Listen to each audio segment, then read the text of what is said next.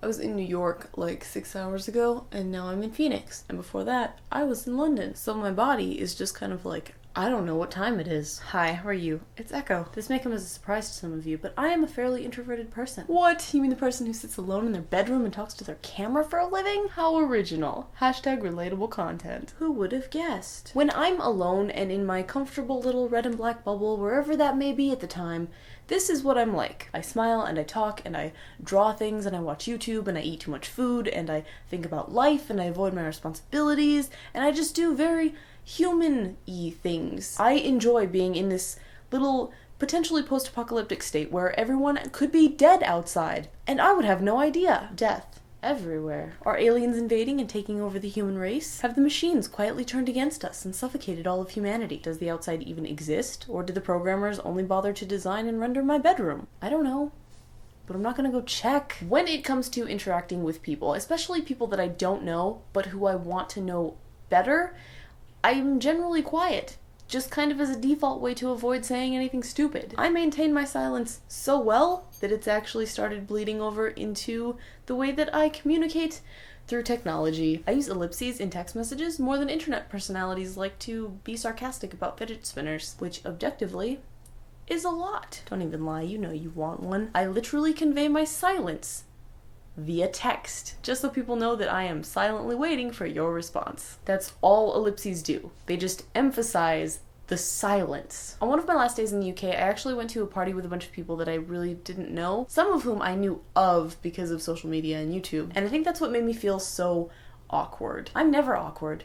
I'm usually just weird. Echo, what's the difference? Asked no one. I actually have very strong feelings about the difference between being awkward and being weird. I think that being weird is just being awkward, but with confidence. If you catch an awkward person talking to themselves in public, they will stop talking, get really embarrassed, and then shrivel up into an awkward raisin. If you catch a weird person talking to themselves in public, they will continue talking. But at that party, because I was in a room full of people that I actually respect, and not just a bunch of random strangers at a bus stop watching me play middle school clapping games in the rain at 2 a.m., I was that awkward raisin. Even the most basic of questions, like, what kind of pizza topping do you want, became this horrible internal ordeal, like I'm somehow going to make the wrong decision. And then I just shut down until a decision was made on my behalf. I don't like making decisions in stressful situations, so I just let other people make my decisions for me.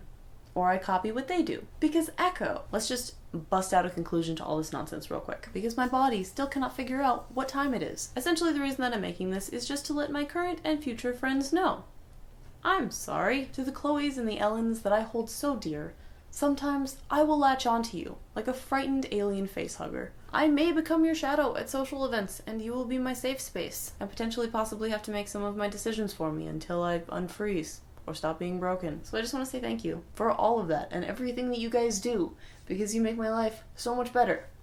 This one's for you. In terms of my life, Crystal and I are going to be at VidCon this year, 2017. Woo, excitement! If you see me, I promise I won't like freak out. Just come over and be like, yo, hi, I watched your channel. It's gonna be weird, no matter what. We'll enjoy it. I just moved from the UK to the US, but I will be back in London for Summer in the City in August, I believe. So hopefully I will see you there. Fun times. So also if you see me there, say hi, because I have never been to one. I don't know what it's gonna be like, but I'm excited. Here is a video that YouTube has decided is the most applicable based on your demographic and viewing history.